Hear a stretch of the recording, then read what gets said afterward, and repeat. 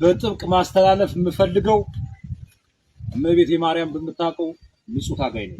እመቤቴ ማርያም በመታቀው እዚህ ባለ ሰራዊትም ሌላ ቦታ ባለ ሰራዊትም መጣልን እንጂ መጣብን እንድባል አልፈልግም። በግልጽ ተናግሬ ማለት ፈልገው ነገር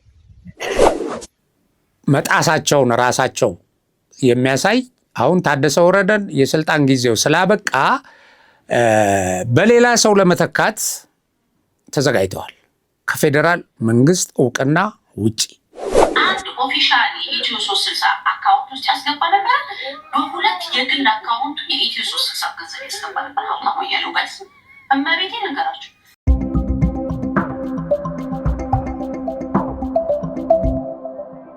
ሰላም ጤና ይስጥልኝ የሀቅና ሳቅ ቤተሰቦቻችን አድማጭ ተመልካቾቻችን እንደምን አላችሁ? ሰላማችሁ በያላችሁበት ብዝት እንዲል ያለን ምኞት የኛም ሰላም ጭምር የሀገራችንም እንደዚሁ ማለት ነው ያለንን ምኞት እየገለጽኩ ወደ ዛሬ ፕሮግራሜ ገባለሁ። በዛሬ ፕሮግራሜ ባለፈው ዓርብ ዕለት ባቀረብኩት ዝግጅት ላይ የአፋሕድ አመራር ከፍተኛ አመራር የነበሩ እንግዶችን ይዤ ቀርቤ ነበርና በዛ ፕሮግራም ላይ ስለ አሁን ዘመቻ ውባንተ ብለው አውጀው እዚህ ጎንደር አካባቢ ሰላማዊ ዜጎችን ጭምር የሚጨፈጭፉበትና ንብረት የሚያወድሙበትን ዘመቻ ምክንያት በማድረግ ረዳት ፕሮፌሰሩ ያስተላለፉት መልእክት ወይም ስለሱ የተናገሩት ነበረ እና ያንን የተመለከተ አስተያየት ሰጪ ረዳት ውባንተ አባተን የነዘመነ ቡድን ራሱ እንዳስገደለው የሚጠቁም መረጃ ወይም መልእክት ልኮልኛል። ይሄ ቪዲዮ አሁን ውባንተ እየተናገረበት ያለው ቪዲዮ ቅሬታ እንደነበረውና ከሌሎቹ ጽንፈኛ አመራሮችና ተዋጊዎች ሊነጥሉት አስቀድመው ያወሩበት ወሬ እንዳለ በመግለጽ ያቀረቡበት የነዙበት ፕሮፓጋንዳ እጅግ አስፈርቶት ወደ ሌላ ነገር ያመራል በሚል ስጋት ይሄንን ከዚህ ቀጥሎ የምታዩትን በድምጽ ተናግሮ ነበር የሆነ መድረክ ላይ። ለመላ በየጫካው በየሸንተረሩ እየተዋደቀ ያለው የጎንደር የትግል አጋሮቻችን ወንድሞቻችን ትናንትና በቀደም አሰራር ስናበጅ የተለያየ ፍረጃ ተሰጠናል። በጥብቅ ማስተላለፍ የምፈልገው እመቤቴ ማርያም በመታቀው ንጹህ ታጋይ ነው። እመቤቴ ማርያም በመታቀው እዚህ ባለ ሰራዊትም ሌላ ቦታ ባለ ሰራዊትም መጣልን እንጂ መጣብን እንድባል አልፈልግም። በግልጽ ተናግሬ ማለት ፈልገው ነገር የጎንደርን አንድነት የጎንደርን ህብረት ከኔ በላይ የሚፈልገው የለም ብል ማጋነን አይሆንብኝም። ይታዘባሉ ያሉ የትግል አጋሮች። ይሄ የሚያሳየው አስቀድመው የሱን ገጽታ ለማጠልሸት የሆነ መግለጫ የሆነ መልእክት አስተላልፈዋል፣ በስፋት እንዲሰራጭ አድርገዋል እና ያንን እንትን ለማለት ነው። ይሄው ማርያምን እኔ እንደዛ አይደለሁም እያለ የሚገልጸው ግን የነከሱትን አልተውም። ያው መጨረሻ ላይ አስገድለውታል። ረዳት ፕሮፌሰሩ ይሄም ባይሉም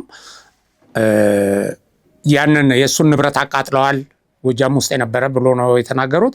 እሱንም እናዳምጥ። ባለፈው ሳምንት ረዳት ፕሮፌሰሩ ያሉትን በኋላ ግን ምን ቀረ? በወያኔ የሚመራው ኃይል ዶሚናንት እየሆነ መጣ። እኔ ውባንተ አባተን ንብረት ጎጃም ውስጥ በዘመነ ካሴ ትእዛዝ ተዘርፏል። መረጃው አለኝ። ይሄ ሰው በምን ሞራል ነው አሁን ውባንተ አባተ ዘመቻ ምናምን ብሎ የሚያወራው? ዛሬ በጣም ቀልደኞች ነው። ከፍ ያለው ደሴ የተገደለው በእነሱ በአፋባ ከፍተኛ አመራሮች ትእዛዝ ነው። እኛም ጭምር ሌሎቹንም እነ ተሾመ እነ መልካሙ እነ ደረጀ ላይ እነ ጌታ አስራደ ላይ ዘመቻ ታውጆ ነበር ማለት ነው። ለምን ከወያኔ ጋር በተለይ ጎንደር ጠቅላይ ግዛት አፋድ ውስጥ ቅርብ ስለነበር ለዚህ ኃይል የወያኔንም እንትን ስለሚያውቅ አንሰራም ብሎ ደምድሞ ነው። እንደ አፋድም አቋም ተይዟል። እንደ ጎንደር ጠቅላይ ግዛት አጥፏቸው ነው የተባለው ፋይናሊ ማለት ነው። በኋላ አንዳንዶቹን አደናግረው አንዳንዶቹን በጥቅም ገዝተው ያሰለፋሉ። እኛ ግን በዚያ ጽናት ነው የቆምነው ማለት ነው። ይሄ ኃይል አሁን መሪ የለውም፣ ውሸቱ ነው፣ መሪ የለውም። የሆነ ሻለቃ ነኝ ብሎ የሚንቀሳቀስ አንድ 15 20 ወንድሞቹን ይዞ የሚንቀሳቀስ ኃይል አዛዥ የለውም። ኢቭን ሚዲያ ነው የሚሰሙት። የሆነ ቦታ ገደለ ተኮሰ ምናምን የሚለው እነሱ የሚሰሙት ሚዲያ ላይ ሰው በማይመራው ኃይል ውስጥ ለምን ታሪካዊ ስህተት ይሰራል የሚለው እንዳለ ሆኖ በኢኮኖሚ ግን የሚያመጣው ውድመት ነው ያሁኑ ብቻ አይደለም። አሁን የሆነ ያለው ብቻ ሳይሆን ወደፊትም ሰርቶ መለወጥ ሰርቶ መብላት የማይፈልግ ለምሳሌ አሁን ሊስትሮ ጠርገው የመኪና ረዳቱ ነው ምናምን ያገለግሉ ልጆች ጫካ የሆነ ዘመዳቸው የጠራቸውና አንድ ክላሽ ይሰጣሉ፣ በዚያ መኪና እያገቱ ይውላሉ ማለት ነው። ከዚያ ግን አድገው ትንሽ ሱቆች ጀምረው ብዙ መለወጥ የሚችሉ አሁን አንድ የመንግስት ሰራተኛ የሚከፈለው ደሞዝ እኮ አብሬጅ ብንወስድ ስንት ሊሆን ይችላል? 20 ሺህ ብር 30 ሺህ ብር እንበል በኢትዮጵያ ብር አይደል? ደህና የሚባለው ነው ይሄ እንግዲህ ሊሆን የሚችለው። ጫካ አንድ ክላሽ ይዞ ሄዶ ያችን ማግኘት የዘረፋ አካል ነው አሁን እየሆነ ያለው። ሰው የሚዘረፈው ማህበረሰቡ ነው። ልማት እውነት ለመናገር ወያኔ ራሷ በተመጣ ይሄን ያህል አማራ ክልል አታወድመውም። በዚህ እርግጠኛ ነኝ ነው የምናገረው።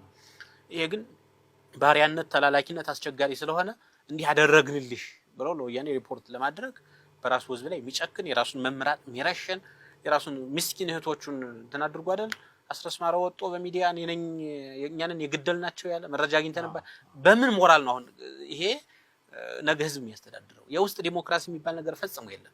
ከዚያ ውስጥ የተለየ ሀሳብ ካነሳ እንድትገደል ነው ሴታፖቹ የሚሰሩት ማለት ነው። አሁን እርስ በርሳቸውም አይተማመኑም። አምረው አንድ ቦታ አይሰበሰቡም በእርግጠኝነት ማለት ነው። ለምንድነው ትናንትና ሌሎቹን ጀግኖች እንዴት እንደገደሉ ያውቁታል። አሁንም ስጋት ውስጥ ነው የሚገቡት ማለት ነውና በዚህ ውስጥ ያለ ቀውስ ውስጥ ቶታሊ ትራውማ ውስጥ የሚከት አምራች ኃይል አምራች ወጣት በዚህ አክቲቭ በሆነበት ኤጅ ላይ በገባውም ባልገባውም መንገድ እውነት ለመናገር እኔ ፋኖ ከአድማ ብተና ኦር ከመከላከያ ጋር ከተገዳደለው እርስ በርሱ የተገዳደሉ ይበዛል። ይሄ ደግሞ በተለይ በዚህ በሰሜኑ በአማራ አካባቢ ደም በጣም ከባድ ነገር ነው። የደም መመላለስ ማለት ነው። ይሄ እስከ ልጅ ድረስ የሚወርድ ከፍተኛ የሆነ ቀውስ ውስጥ ነው እንደ ማህበረሰብ ይገባል። ዛሬ ብቻ አይደለም ፈጽሞ ነፍሰ ጡር ሆኖ ተረግዞ አባቱ ሲሞትበት አድጎ መሳሪያ ገዝቶ ደም የሚመልስ ማህበረሰብ ዛሬ አባቱን ገሌ ነው ያዘህ ገሌ ነው የገደለህ እየተባለ በሚዲያ ላይ ፊት ለፊት እየተረሸነ እያየ ነገ በምን መንገድ ይሄን ኃይል ለህዝብ ጥያቄ ብዬ እንደዚህ ብዬ ምናምን አይገባውም ማለት ነው። የሚፈልገው የአባቱን ደም የወንድሙን ደም መመለስ ነውና እንደዚህ አይነት ማህበረሰቡ የእርስ በርስ ግጭት እና አዘቅት ውስጥ እንዲገባ ነው እየተሰራ ያለው። ማህበራዊ ህይወቱም ሃይማኖታዊ እሳቤውና ሴቱም ጭምር እንስሳት በሬውን እኮ አርዶ አማራ ረጅም ጊዜ ያገለገለውን በሬ ይሸጣል እንጂ አርዶ አይበላም። አታችመንቱ እንደንትን ስለሚቆጥረው ዞሮ ዞሮ እነዚህን ገጣጥመን ይሄ ቡድን የማይፈልገውን ሰው ይገላል።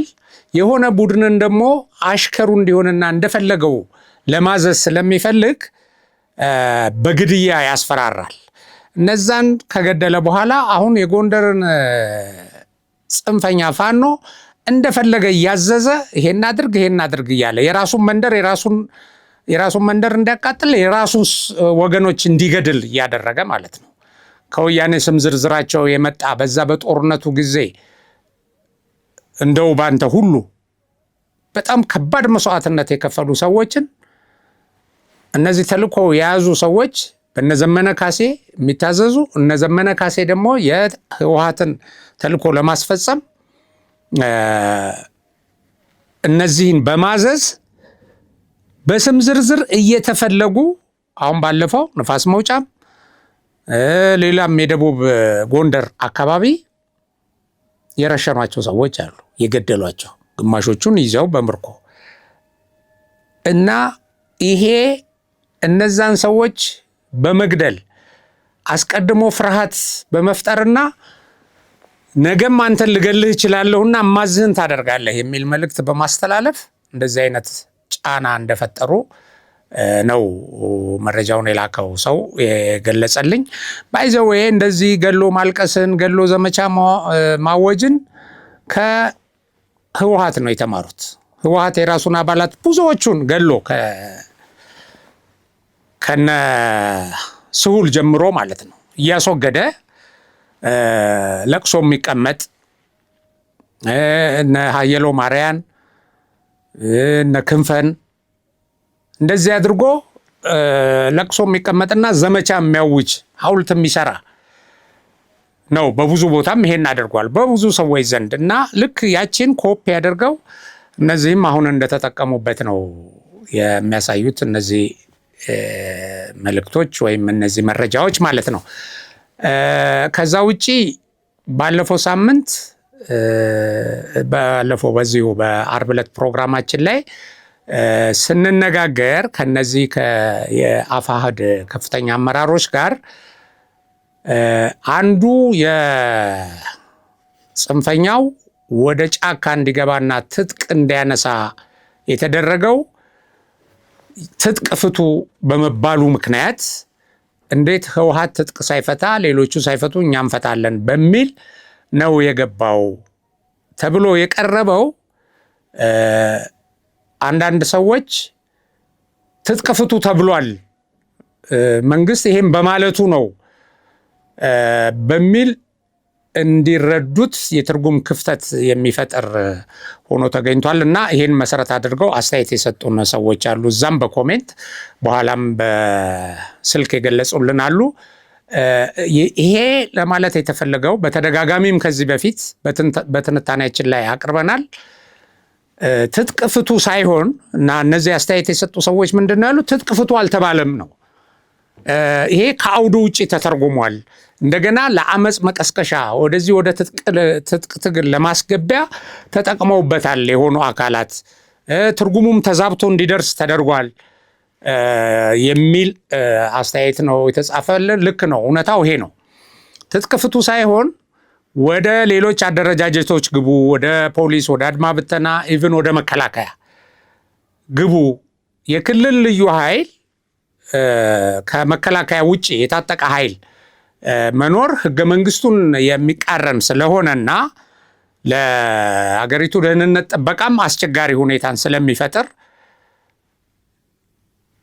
ወደ ህጋዊ አደረጃጀት ወደ ሌላ ግቡ እንጂ ትጥቅ ፍቱ አልተባለም። ነገር ግን ይሄንን እዛ አማራ ክልል ውስጥ ያሉ ሰዎችም ግማሾቹ ይሄን አመጽ የሚፈልጉ ይሄን የትጥቅ ትግል የሚፈልጉ ሌሎቹ ደግሞ ይሄንን በደንብ ሳይረዱ በችኮላ ወርደው ትጥቅ ፍታ ተብለሃል፣ በቃ ይሄ አንተን ለማጥፋት ነው፣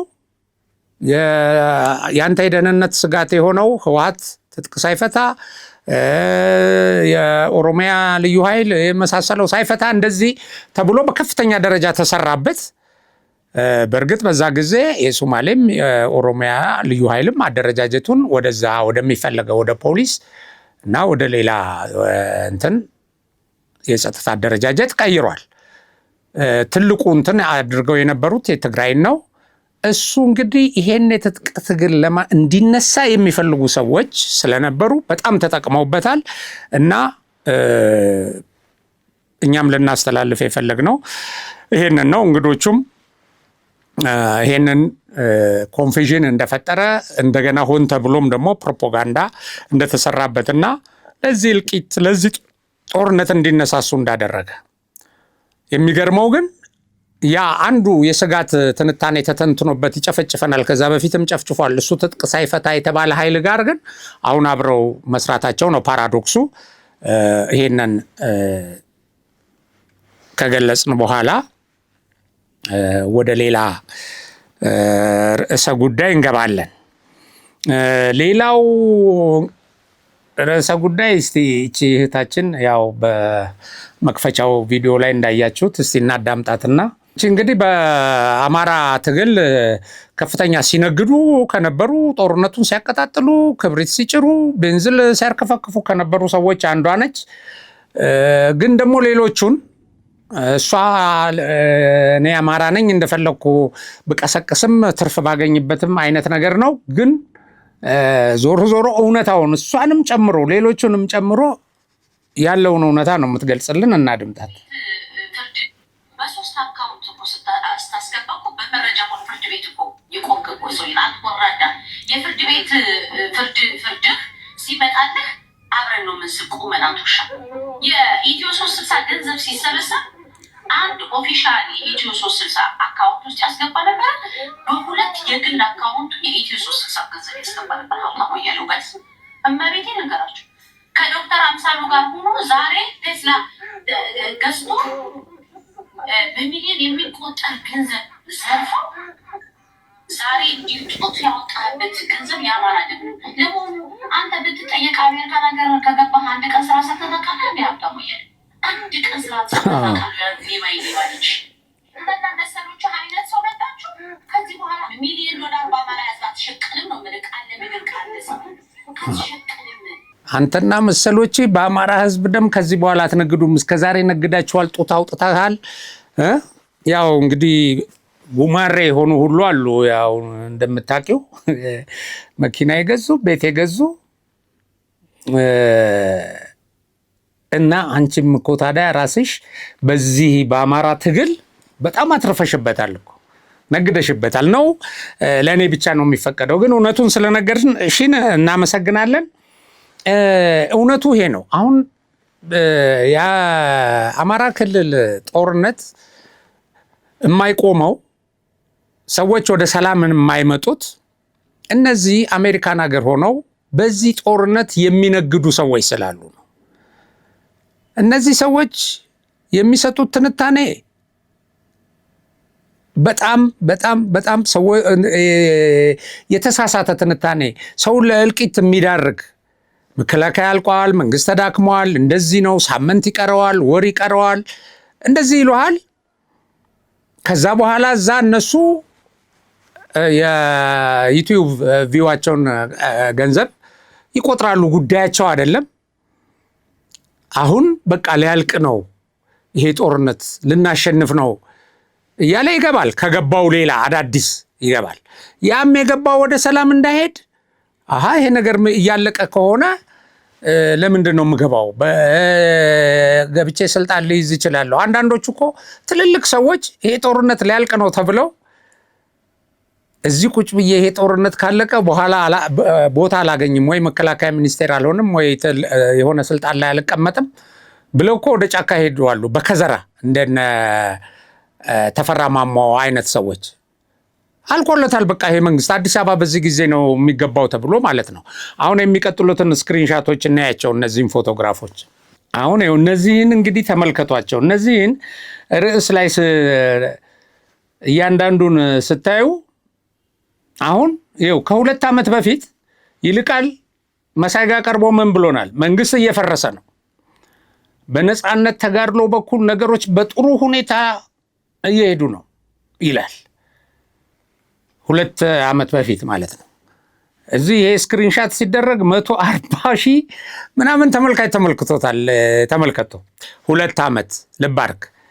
አሁን ያለንበትን እንግዲህ ያስብ። ከ2 ዓመት በኋላ ይቀጥላል። አሁን ከ17 ወር በፊት ደግሞ ምን ብሎናል? ከዚህ በኋላ ይሄ አሁን በቅርቡ ነው። ኤኒዌይ ከ17 ሰዓታት በኋላ ይሄን ስናነሳው ማለት ነው። ይሄም የተወሰኑ ቀናት አሉት። ምን ይላል? ከዚህ በኋላ የአብይ አህመድ አገዛዝ የሚኖረው እድሜ ከ6 ወራት አይበልጥም ይላል ሲተነትን። ይሄ ደግሞ ከ2 ሳምንት በኋላ ምን ይላል? ስለ አብይ አህመድ ማውራቱን አቁመን፣ በቃ አቁመን አልቆለታል ነው። ስለ እሱ ማውራቱን አቁመን ስለ መጪው ሽግግር ስርዓት እንነጋገር፣ የእሱ ጉዳይ አልቋል ይላል። ግን አላቆመም እስካሁን ሰዓት ድረስ። ከዛ በፊትም አብይ አብይ አብይ የሚል ርዕስ፣ አብይ የሚል መነጋገሪያ በየዕለቱ አለ። በየዕለቱ ይሄው ከ7 ወር በኋላ ይሄን ተመልከቱት። ከ7 ወር በኋላ በፊት ምን ይላል? ብልጽግና አሁን መወራጨት ላይ ነው ይላል። የመጨረሻ ሰዓቱ ደርሷል። ይኸው 307 ሺህ መሳይ ብሩን ይቆጥራል። የዚህም ብር ይሄ በቃ አልቆለታል፣ ተፈንግሏል፣ ሊወድቅ ነው እፍ ቢሉት ይላል። ሌላው ሰው ደግሞ በቃ ይሄ መንግስት አልቆለታል፣ እንዋጋ፣ ትንሽ ስለቀረው እዛች ጋር እንገፍትረውና ወደ እንትን እንምጣ፣ ወደ ስልጣን ወይም ወደ ተሻለ ህይወት እንምጣ፣ የዘረፍነውን እንብላ መንግስት ከወደቀልን፣ እንደዚህ ይላል። እና ይሄ አሁን ከ1 ዓመት በፊት የወጣ ነው። ከ1 ዓመት በፊት ምን ይላል? አብይ አህመድ ብቻውን ቀርቷል፣ ጀንበሩ እየጠለቀች ነው። ብልጽግና እላያችን ላይ ሊፈርስ ይችላል ይላል። እላያችን ላይ በቃ ቁጭ ያልንበት ሊፈር እንደ ጎጆ ቤት ወይ እንደዚህ እንደ ፎቅ ግርስስ ብሎ ይሄ ኢራን ላይ ምናምን እንደምታዩት እላያችን ላይ ሊወድቅ ይችላልና አንድ መፍትሄ እናብጅ ይለናል። ከአንድ ዓመት በፊት አያችሁት። ወደ እንግዲህ የተመለከተውን ሰው ተመልከቱ።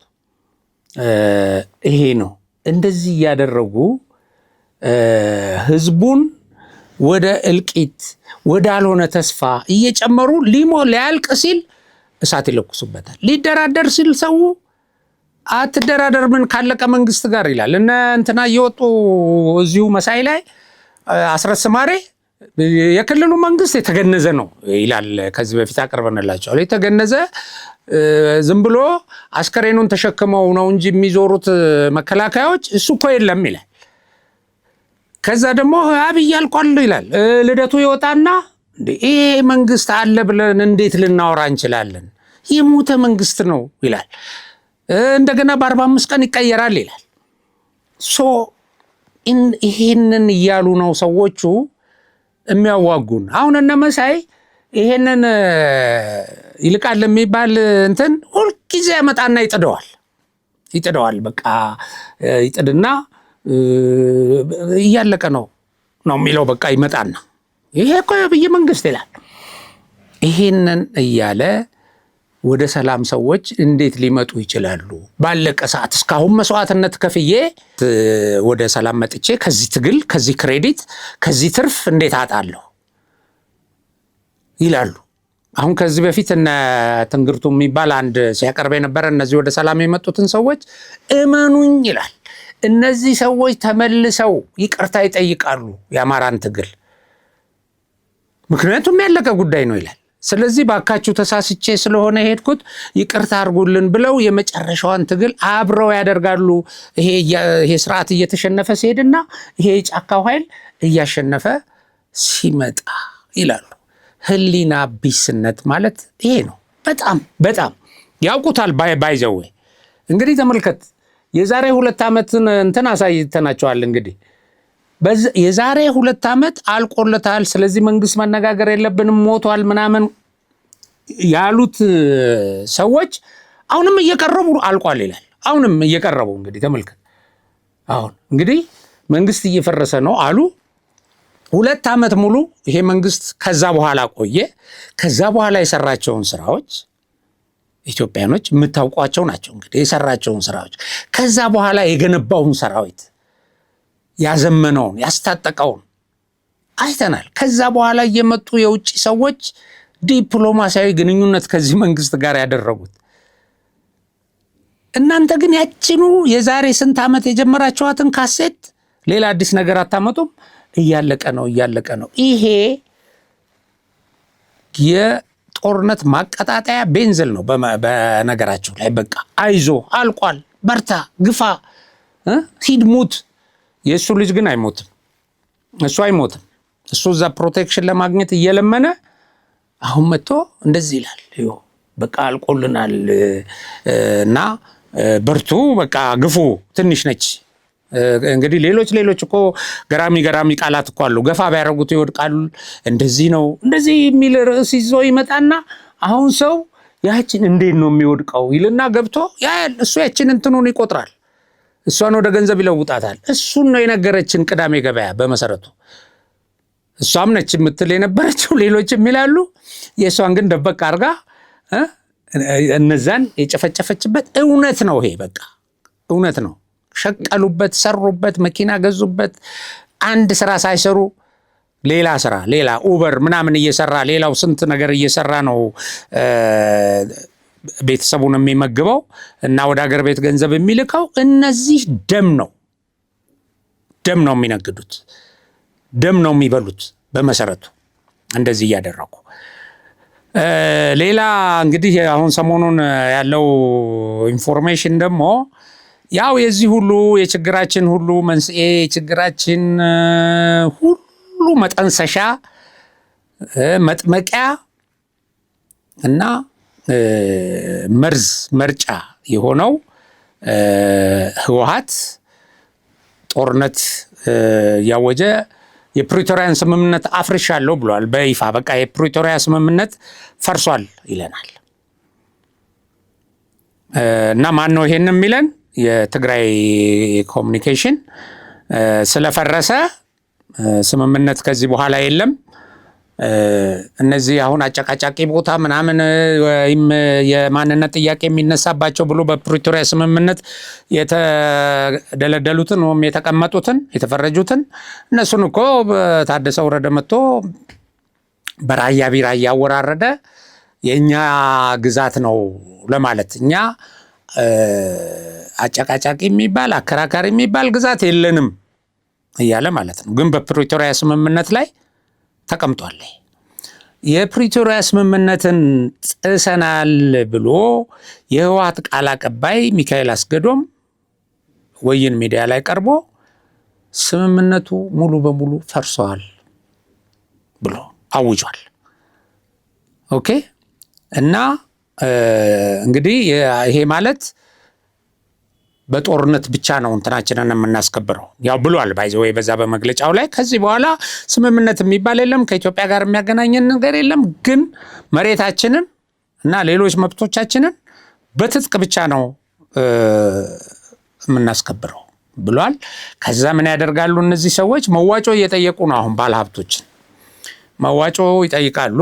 ያው ለትግራይን ነጻነት ለማስከበር ትግራይ ላይ የተቃጣውን ጥቃት ለመመከት የትግራይን መሬት ወደ ትግራይ እንዲመለስ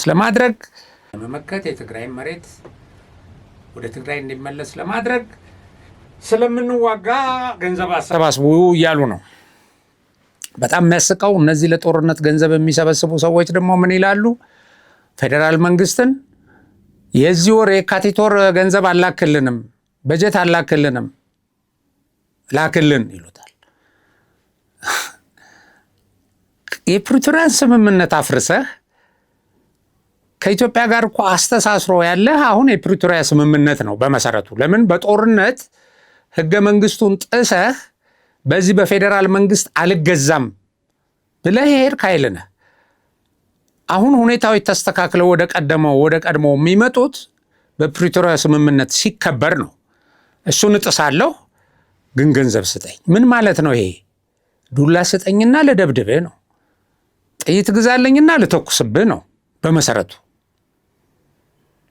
እና አሁን መንግስት በተቻለ መጠን ሰራተኞች በአካውንት ገንዘብ እንዲያገኙ፣ ህዝቡ ሌሎች ነገሮች ከህወሓት መዋቅር ውጭ በሆነ መንገድ እንዲያገኝ እየሰራ ነው። እንደዛም ሆኖ መንግስት ግን የለም ለእኛ ነው የምትሰጠን፣ ለምን እኛ ገንዘብ ያስፈልገናል እያሉ እንግዲህ ጦርነት ያወጀ ሰው እንዴት ነው ገንዘብ የሚቀበለው? በጦርነት ብቻ ነው ችግሬን የምፈታውና የሰላም ስምምነቱን አፍርሻለሁ እያለ እና ይሄ ሁኔታ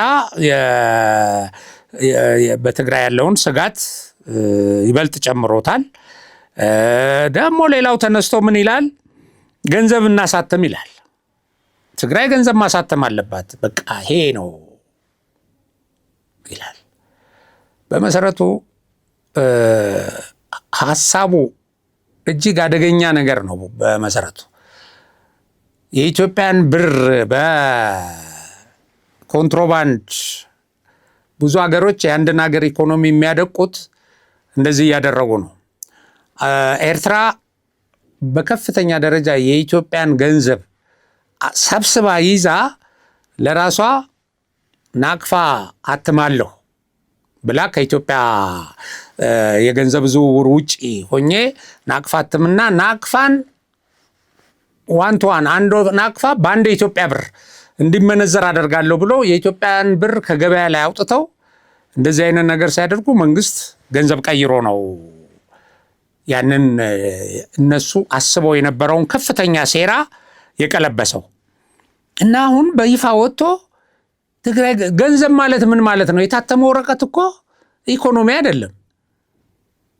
እና ደግሞ በአንድ ሉዓላዊ ሀገር ስር ሆነህ እንዴት ነው አንድ ክልል ገንዘብ የሚያትመው? እና ይህንን እናደርግ ይላል። ካተምክ ስትገነጠል የራስን ብር ነው ገንዘብ ነው የምታትመው።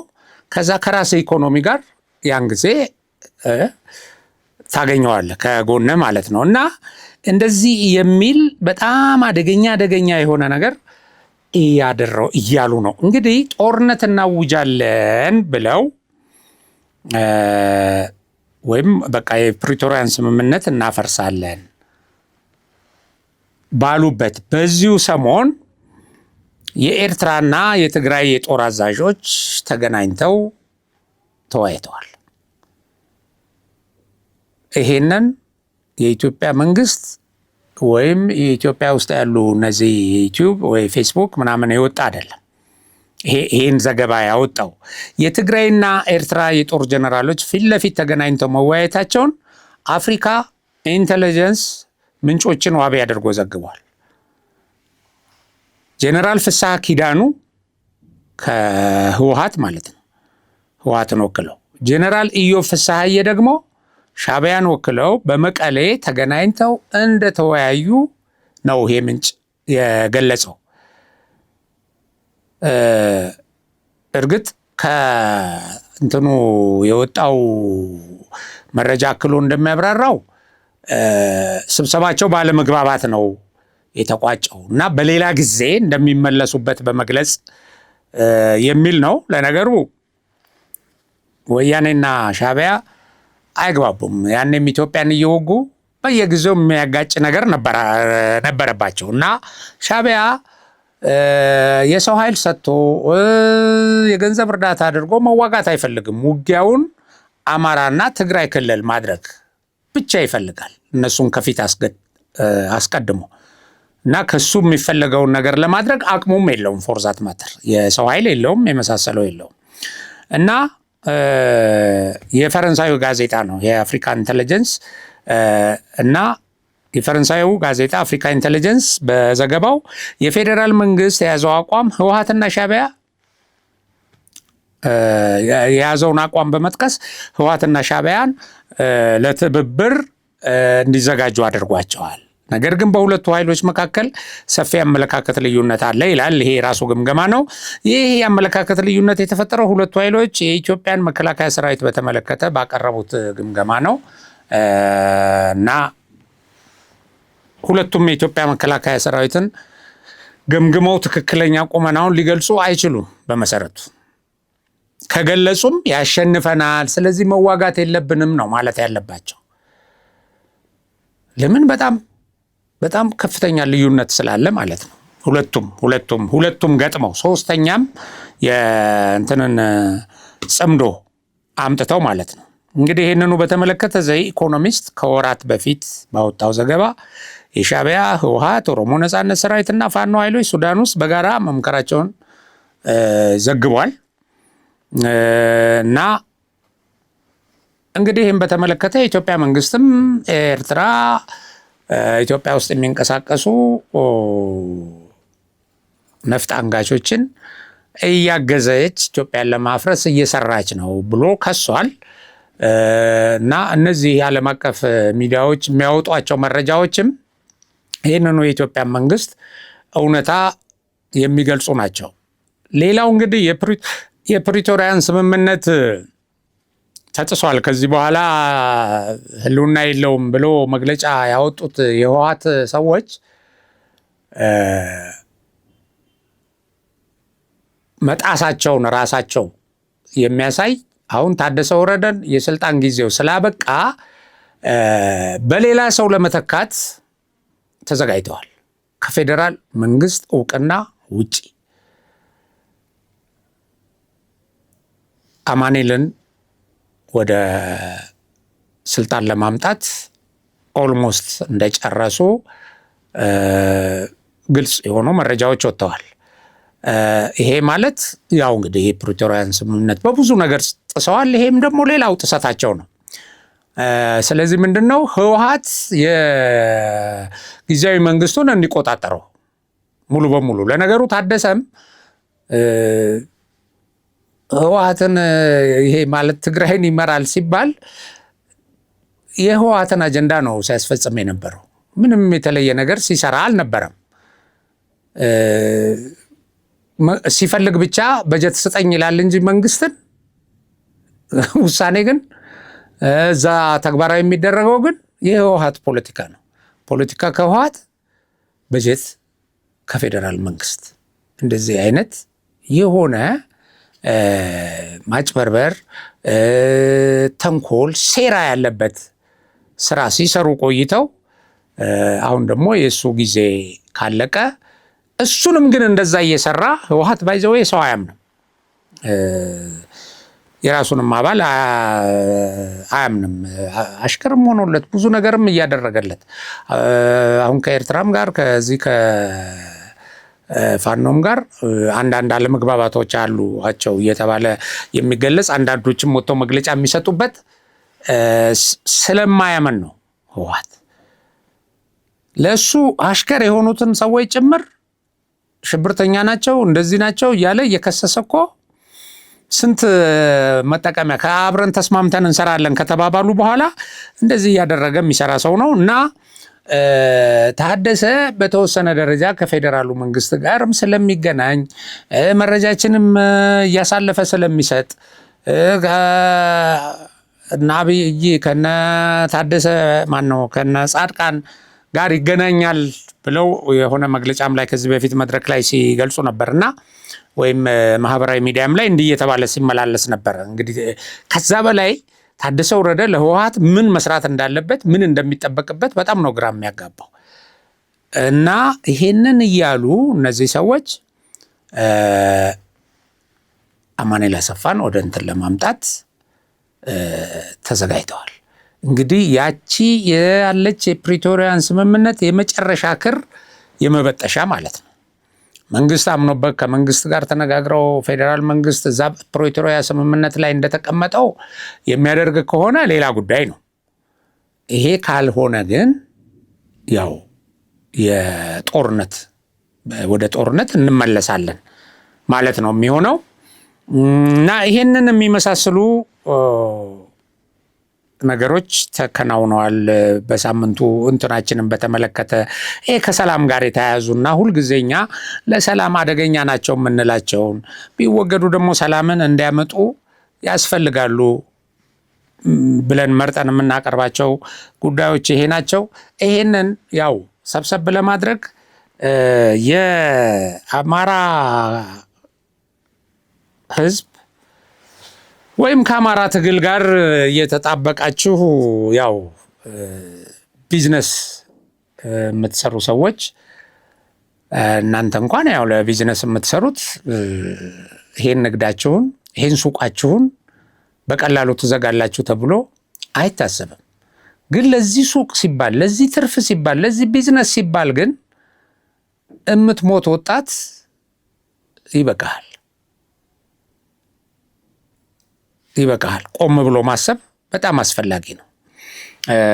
ይሄንን ነው የነገረችን። እንግዲህ እሷ ራሷ እንዲህ ስታደርግ የነበረችው ከኔ በላይ ለአሳር የአማራን ትግል እያለች እየወጣች በርታ ግፋ እዚህ ጋር እንትን በል እያለች ቤንዝል ስታርከፈከፈ የኖረች ነች። ግን እኛ እንዲህ ነን እያለች ነው። በቃ እሷን ባትጨምርም የሚገባን ነገር ይሄ ነው። ከአማራ ትግል በስተጀርባ ሆነው እዚህ ሚዲያ ላይ እየወጡ የሚሰሩ ሰዎች በልጽገውበታል። ወደፊትም እየነገዱበት መቀጠል ይፈልጋሉ። እና እየተነገደብን ነው ብለን እናስብ። የነገሩን የትኛው ተግባራዊ ሆነ ብለንም ቆም ብለን ማሰብ አለብን። ከዛሬ 2 ዓመት በፊት የተመለከትነው ይሄ መንግስት ወድቋል፣ የቀናት ዕድሜ ነው የቀረው፣ እንደገና ደግሞ ሌላ ጊዜ መጥቶ ላያችን ላይ ሁሉ እንዳይወድቅ አለን። ያንን እኛ በጉጉት እዛ ገብተን አየን።